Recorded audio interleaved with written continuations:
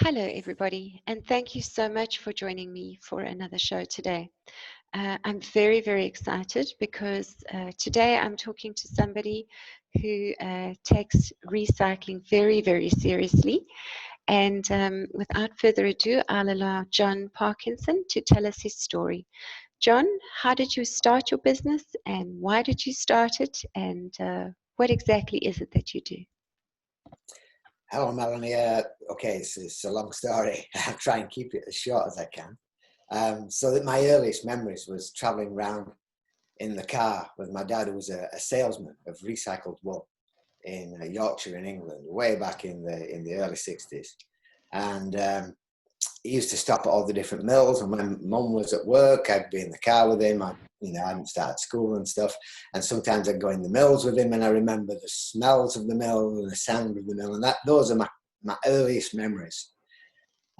He started his own mill in 1970, and I was at school then, but as a 10-year-old.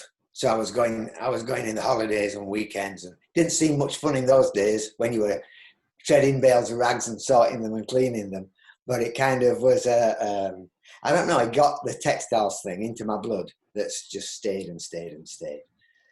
So when I left school, just straight from school, didn't go to college or anything, then in 1977 I joined and learned about even more about the processing, and then developed from there. And we used to sell to the woolen manufacturers, the mills in the local area that were making mostly cloth, but sometimes knitting yarns. And we used to sell our blends of recycled wool, which in the area is called shoddy.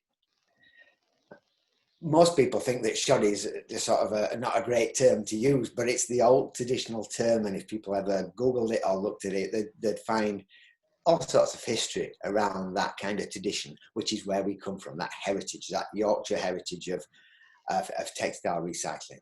And to sort of go back to when it did start was in the early 1800s, when a man called Benjamin Law was the first person to think about recycling wool and post-consumer, so discarded clothing, back into yarn. And he discovered this, and he kept it secret, kept it while he was on a trip with some of his agents and his colleagues, but he had this idea and he kept it secret in his factory for quite a number of years. And he was worried that people might find out his secret, but he had his son John working with him, and he wanted John to go to America and to sell all this cloth that's cheaper because it got these recycled wool in it. And John went to America and he sold everything at handsome profit and came back. And Benjamin thought, this is it. This is how we keep all these prying eyes, all these other manufacturers that were wondering, what's Benjamin doing? How's he doing so well? We'll send him off to America and sell everything over there. But John said he wouldn't go. He didn't want to go. But his father insisted and made him go. John said, I'll not return. And he didn't. John went with a full boatload of stuff, and he didn't return. His father, Benjamin, went to America to find out what had happened. And in New York, where the ship had docked, they said, well, there was a strange guy here with a strange accent like yours, which is probably like mine.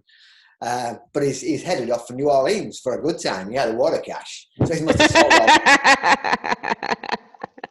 Turns out yellow fever was raging down there. And whether he caught that, whether he didn't, he just got lucky. However, he never returned. Benjamin couldn't find him. We don't know why, whether it was a girl in America that he didn't want to see after his last trip, or a girl he didn't want to leave in Batley. Whatever it was in Yorkshire. He didn't return. But Benjamin returned to England, a broken man really, and he went to live in a different part of the country, and all the people that had been trying to look over his shoulder, was very competitive with the woolen manufacturers, discovered what he was doing. And before very long, they'd established the first ever mill in Batley that was dedicated to making cloth from recycled wool, which we call shoddy. And from there, a small hamlet, Batley, turned into a bigger town and all the surrounding towns with lots of, we're called rag merchants. These were people that collected from, we called them tatters, rag and bone men, that used to go on the street and call out to the people on the street, bring out your old scrap. And within that scrap was clothing. And some of the kids would get a goldfish in a bag or a sweet or something. And they'd go to the rag merchants and they'd sort the garments into colours and into qualities. So that's the heritage from where and there are hundreds of rag merchants and shoddy manufacturers were supplying the woolen manufacturers that then could supply cloth to the world. And it has an interesting, sometimes controversial, sometimes a kind of all sorts of history, from supplying blankets for the slave traders, to making uniforms for the forces, to providing wool clothing to the masses that couldn't afford it when it was made out of new wool. And the first ever textile circular economy of the world, really, even though the environment probably wasn't a consideration at all. Yes. So the first large scale. So that's the kind of heritage and tradition that we come from, a mix of all sorts of different things. And I found myself in the early 70s being part of that. Although I didn't know the history then, I've learned that as I've gone on. And so it connects you to a really, in today's terms, you know, with the way we now think about how we might have to look after the planet a little bit differently and do things differently and make a start. Find ourselves in the middle of this at a time when the last tradition, after having hundreds and serving the world, the last traditional shoddy manufacturer, fibre reclaimer in the UK closed in 2000 because the labour costs are more now, the foreign competition is different, fashions have changed. In those days, people wore wool so much more. Now we have denim, we have synthetics, people rarely have wool blankets, they have polyester duvets. People travel to work in cars, they don't need big overcoats, all the different things. Although that's starting to change back a little bit. But the mills declined and declined, and the last recycler closed it. What an irony, a paradox, actually, when we need that more than ever. Yes. And we had all that impact, and the last one closed. Our mill in the 1970s was selling to people, and we struggled too. We found that our customers were closing, and what do we do? My father died, and he was the kind of, if you like, the leading light of the business, and I had to think, well, what can I do to stay in business? So we started a company called Evergreen, and we were looking around saying, well, we can see that cardboard and paper has got a recycled tag, and that has given it some new lease of life. We're recycling, and we call it shoddy round here, but maybe we should call it something different. Maybe we should tell the world about what we're doing. We went to the woolen manufacturers, and they said, whoa, keep it quiet. We've been quiet for 200 years. You're going to tell people we put in don't be but the cat was out of the bag for us, the genie was out of the bottle, all those kind of expressions. And we just needed to treat what we did in a different way so we could carry on doing what we loved doing.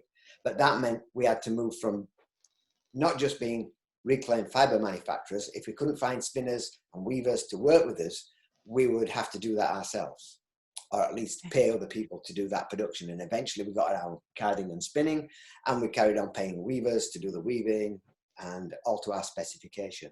And we had a great 5 years from 1990 to 1995, selling to the mail order catalogues like Friends of the Earth and Greenpeace, and people like Wildlife Fund for Nature, some retail outlets that were specialising in making more responsible labels, such as Esprit, that had e-collection, as well as some high streets that were having a go, Debenhams and Tesco's in the UK, and lots of artisans and small-scale designers across the world that we loved working with. Real kind of pioneers in this 30 years ago.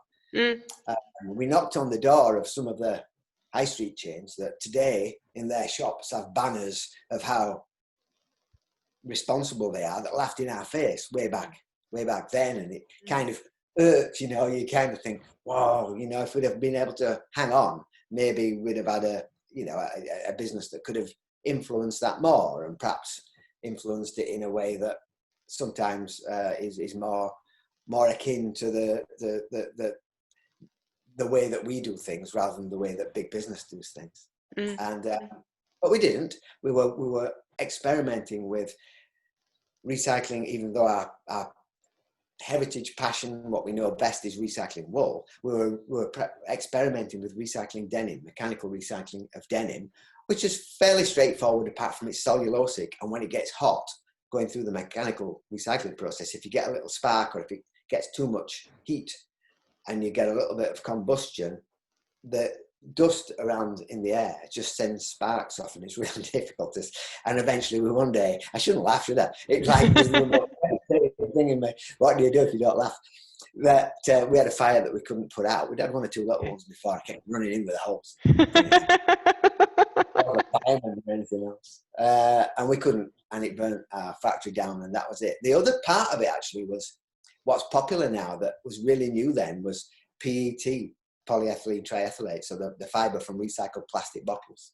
And we were able to say, whoa, just think, we've got like denim and plastic bottles. We've got Levi's and Coca-Cola, two of the most marketable products in the world, and we can recycle those things and make them into a beautiful sweater that goes with jeans. Whoa, great. And that was a really marketable product, but it was also the demise of the factory, and we couldn't carry on with it. We were insured, but not to rebuild everything, not well enough. And so that was it. We went and made other careers, did other things for another 25 years until about a year and a half ago. Some of the family sort of started seeing things on television, and they were saying, look, way back in those days, you didn't have social media, you didn't have the internet, and you still managed to tell the world in this kind of small community of people working with, I had all sorts of sustainable fashion, eco-fashion, whatever term you want to give it. Where we were able to connect around the world. Think what you can do now, Dad, as my daughter said. I've seen Stacey Dooley on the telly on a documentary, and she says, there's nobody out there to fix it, but you can fix it, Dad. Sweet. And, other people in the family and around that knew what we'd done before said, well, maybe this is your time. Perhaps you were a little early, and there isn't any expertise left in the country. People are retired or no longer with us. And kind of, don't you think it's a responsibility to, and of course, yes, and it's an itch that's never gone away. It's a passion that don't go away. But how can we possibly, the infrastructure is so depleted. And yeah, we've managed to have a career, but we haven't got the money to start again and have machinery and all that kind of stuff. So we started to think, we began by thinking, well, let's tell the story. It's such a wonder, the Benjamin Law story and so many other stories around that, about that. How people used to follow wagons from one mill to another to find out who was selling to who, and how people were putting different things in their blends to make more money, and a load of stories that are too long to tell now, but I'd love to. We need to get them on our website. And so that there was, let's tell all that, and let's get involved with educating and the as well as the history. People that are not immersed in this world, they hear terms fast fashion and all this kind of stuff, but are they able to really make informed decisions if people don't explain some of the ins and outs of at least the bit that you understand? And for us, that's textile recycling. So we thought, well, education is an important thing. So it's not just about making and selling stuff, which is kind of a difficult kind of tension when you're a commercial business that needs to generate income to keep going and doing good stuff. You got to be careful that you're not part of the fast fashion thing, that you're not going, just buy lots of this stuff. It's don't buy this stuff until you need it, and then when you need it, we're here if you want to make that choice. So we were in that sort of situation where what do we do? How do we make the money to keep everything going, to keep the arts and the education going? And with the arts, we're working with a playwright to do some community theatre. So these things outside directly selling textiles. And went to see some people that we'd never seen for 25 years, the manufacturers that were still left, the few. And strangely, because the last Shoddy manufacturer closed, textile recycler, the thing that we did, that was the bit that was the most difficult. There wasn't anybody left in this country to work with. But we found the spinner that used to do the work, and people that we knew in weaving, and some of the people that have machinery, not the kind of traditional machines we had, but other kinds of machines that would help to shred up the clothing into textiles, and little by little we eked out this production route. And we said, okay, that's the real acid test, that we can show that, yeah, we've still got some of the old shade cards that show what we did before, the recycled wool and acrylic. We didn't do acrylic this time. We didn't know then. We might be causing more trouble by making synthetics airborne than actually good we might be doing by recycling. We'd love to work with universities on controlling atmosphere so that you can deal with all that stuff, but that's way ahead. We got recycled cashmere with wool and recycled cotton and wool and mixing with hemp and the denim. So we had all these things going off way back, and we were making all this stuff in the old days, but we couldn't have all that this time. We wanted to concentrate on recycled wool. In the old days, we'd sort 40 or 50 shades, standard shades, from the woolen knitwear that got discarded. But we couldn't do that this time because we'd only have a few kilos of each shade. You know, we sorted nearly 2 tons to start with, but you'd only have a little bits. So we got everything this time down into these 8 shades. So out of all the different colours, we had to get them down into something that was manageable for us. So you imagine a Christmas jumper with all the greens and the blues. And where do you put that in? I'm running from one bucket to another, you know, where did it go? We eventually figured that out because it's what we do. And we managed to get them into this collection of shades. And out of all the 2 tons, not one rag was left. They all fitted into one or other. And these garments mostly come through charities, and we were able to buy the material from them and sort them. We have to clean them, so we take all the labels off, the buttons and the zippers. And there's a circular knife machine for that, but we haven't bought one yet. So I was taking them off with a Stanley knife, looking like, I don't know, Edward Scissorhands with bits of tape on. I managed to do it all. And in fact, we're using all the trimmings as well for different things, sometimes for art, sculpture, and we've got some people that are sewing all the labels together to make some displays for when we have exhibitions and festivals. And what a fantastic thing in terms of traceability. You've got every label that came off every garment that tells you where it came from and what size it was, and you've got the colour there and where it was made and who made it, and, you know, when in terms of traceability for recycled. So once we've got all these into different colours, then we put them through the machine that shredded it up, and you get what we call shoddy, something that looks like this.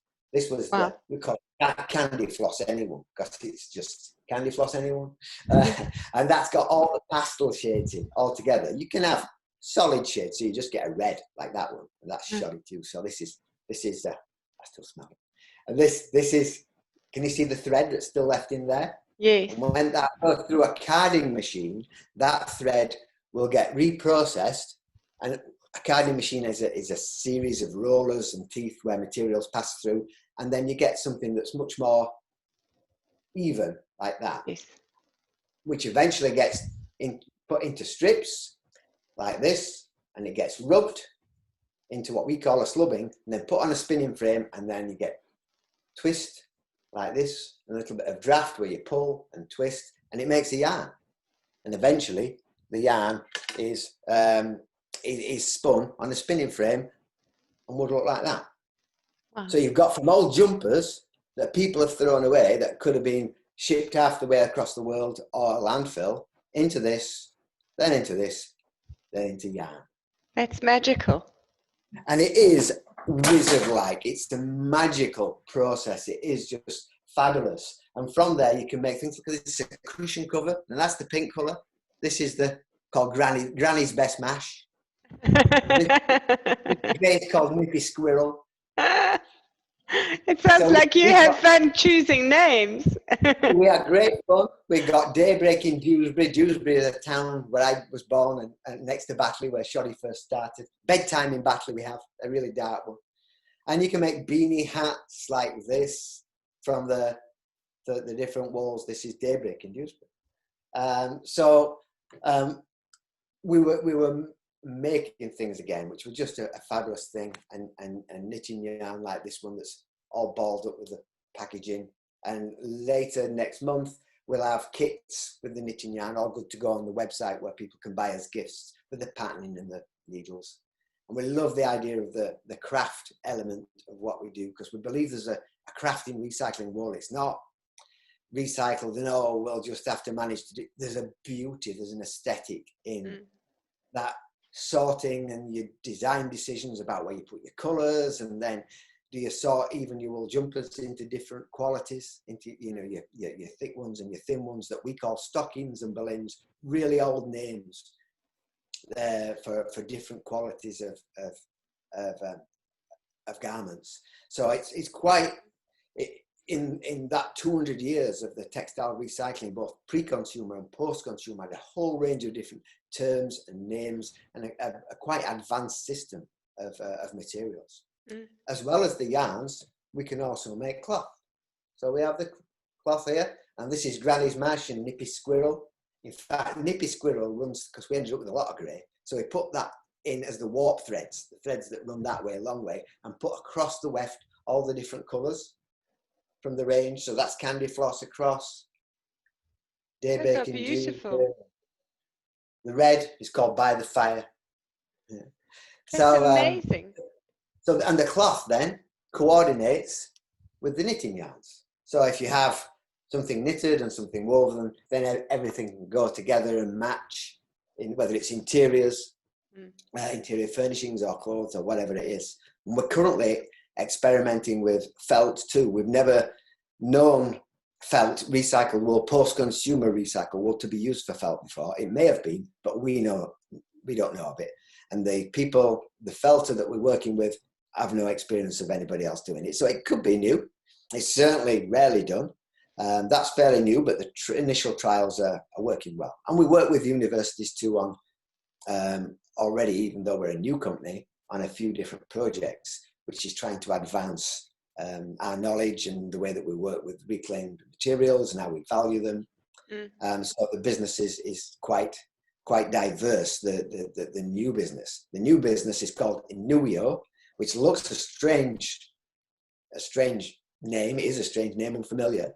And it came about when we're thinking, what we're going to call this business. The business Evergreen, it was called Evergreen Recycled Fashions. That's really is a long.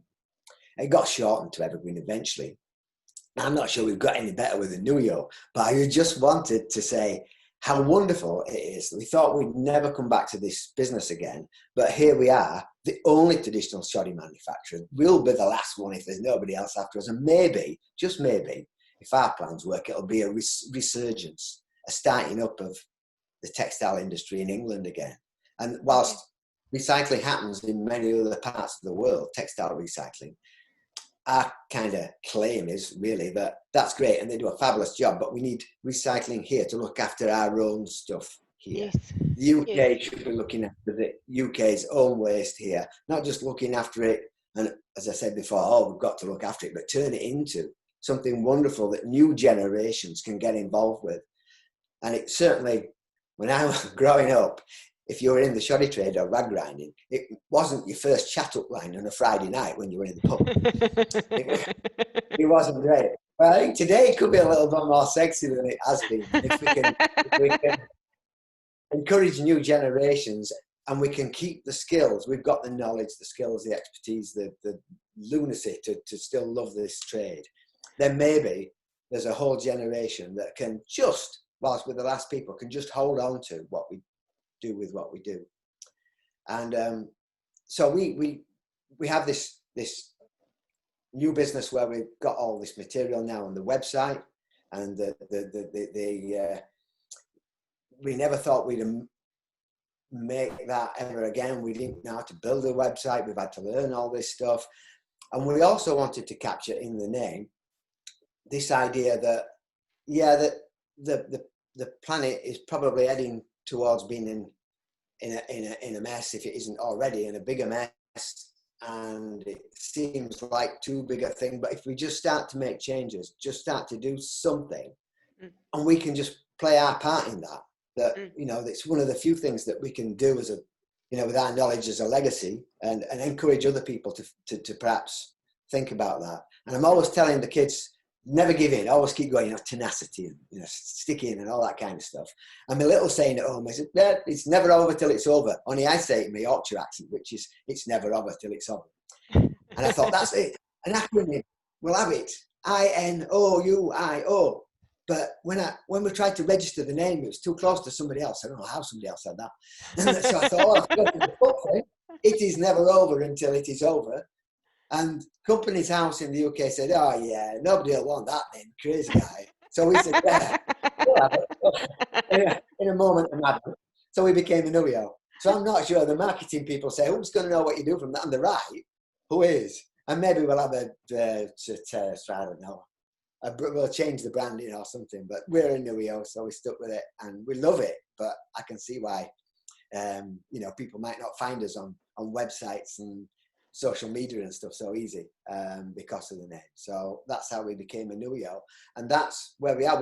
We have the online shop, but we're also working with business to business. So we're talking to some retailers about take back schemes, whereby we would take clothing that have been returned from their customers after use. So they look after their materials. We would take those, some that could be recycled the way we do it, so shredding and respinning, that'd be fine, we'd use those.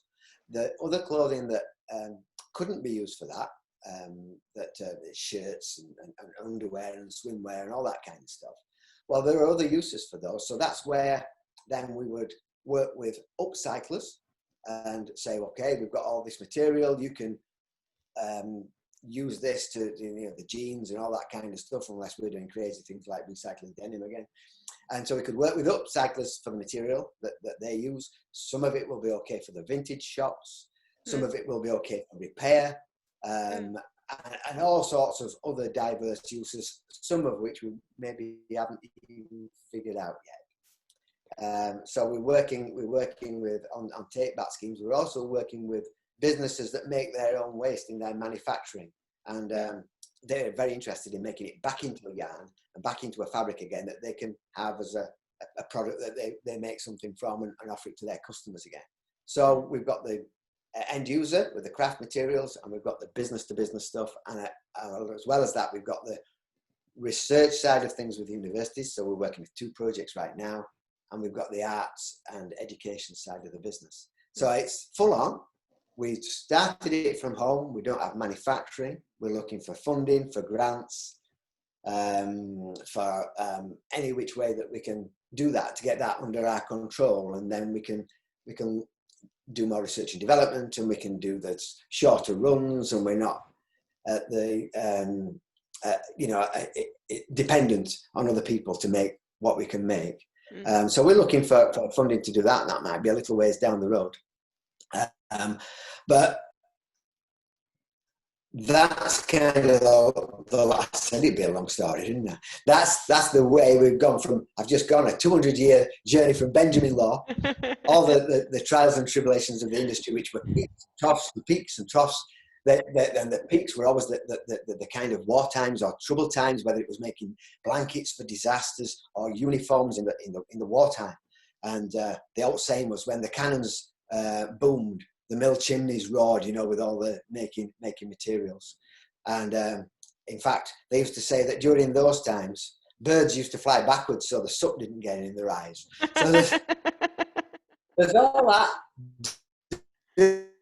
dirty industrial revolution stuff, and there's now this kind of desire to let's take the best of all that entrepreneurial spirit and stuff, but let's see if we can do it cleaner. Let's see if we can do it better. Work with the universities, recycling. Let's try and really take something old that's nearly gone into the 21st century and beyond.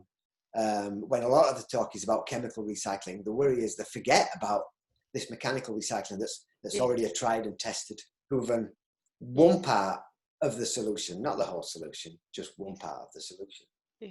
Do you know what, Melanie? If you let me carry on, I'll just carry on till we disappear into the distance. Have you any questions you want to ask beyond me? You are such a fabulous storyteller that you make my job easy. Thank you. That was magical. So for me, what I find really awesome about your story is that you've turned the narrative around. That the first guy who ever did this tried to keep it secret, and now you're throwing all the secrets open and saying let's just grow the industry because this has become important. Yeah, And I really love absolutely. that. I Yeah, really love and it that. hurts because I was brought up, you know, even in our family, you know, we know how this blend, we know the recipe, we know how to tweak the machine this way and that way. And that was passed down often from father to son, very much so, and kept in that way. And it was strange. Somebody must have let the cat out of the bag somewhere, because they all had their own little secrets. And you know what? They probably weren't, it were probably all the same secrets that all the Yes. different firms had. But to Yes. them, they were their own secrets and how they did things. And Yes. and now, yeah, it is a case of that kind of letting go of that, because there are bigger things at stake here, you know. And Absolutely. if the recycled materials that can be made from what would otherwise be discarded or shipped along halfway across the world is an important thing, but there's a kind of secondary importance as well, is by being a business that can be an example or an influence on other businesses. And that doesn't need to stop in textiles. Just Yes. if in commerce and industry, that it can be seen that taking a real interest in it, not a kind of a, you know, sometimes you wonder if it's just a token Yes. with some, and it can't be everybody's passion, but nevertheless, it is so serious. And if it's not people's passion, if it can be seen that it's commercially a good thing to do, and that people are prepared to invest in, buy from, whatever, businesses that are, you know, are doing the most in that respect, then it'll have that twist. Certainly 30 years ago, when we noticed that when we were trying to do things that still, to influence a lot of, not all by any stretch, but a lot of businesses, it had to make commercial sense. And they're commercial businesses, so that's perfectly understandable. So it's kind of trying to make sense of all that stuff and make sense that it is commercial, as well as talk to people like you, Melanie, that I don't need to convince, that, Yes. you know, and we can just have a lovely chat about all the old days and the new days, and hopefully the future. And the Yes. tagline on our website, which we found, I thought, oh, what a gem! That's just gold dust. And I was reading a book by a guy called Herman Burroughs. Their family business had J.R. Burroughs, which was a rag merchant in the local area where I was brought up. And in 1956, and I think Herman must have been thinking, oh, the trade's just about done now, you know. The mills were starting to close up after World War II. And he wrote his book almost like on the rag trade. This is where we are now, and a sense of kind of a sense of loss in his tone in the book, that maybe, you know, we're not going to carry things forward. And in the forward, in the preface to his book, there's a quote that we use, which is, "Why bother to rake up the past?" And I'll probably misquote it, but I'll remember it pretty much. It's because in the past there's an answer to the present and a guide to the future. Oh, If you I go on the love web, that. it's just perfect. That, why, you know, all this old stuff can guide us, and that, you know, into solving today's problems, and problems that we you know, we will have in the future if we don't learn from history and all that kind of stuff. So I just pinched that. I pinched that, and I attribute Mr. Burroughs.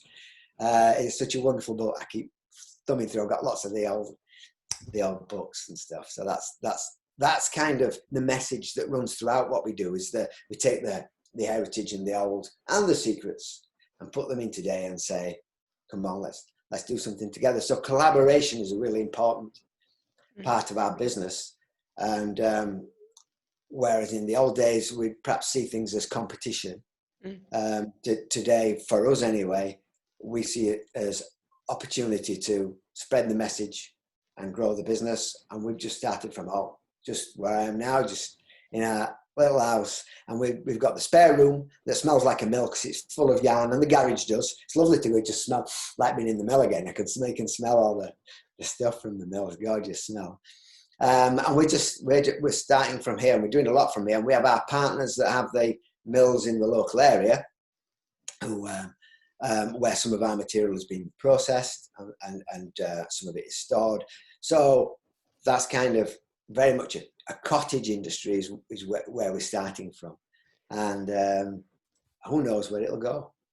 I love your courage to restart with what you have. You know, there others out there would say, you know what, this was a lost cause 20, 30 years ago. Why would I even try this again now? So your tenacity is something that I admire a lot. I think it's such a fabulous story, and it's such a wonderful example. You being the change you want to see, and that is something that will inspire others. Yeah, thank you. I mean, I've got to say, it has crossed my mind, you know, is this courage or is this just recklessness or somewhere in between?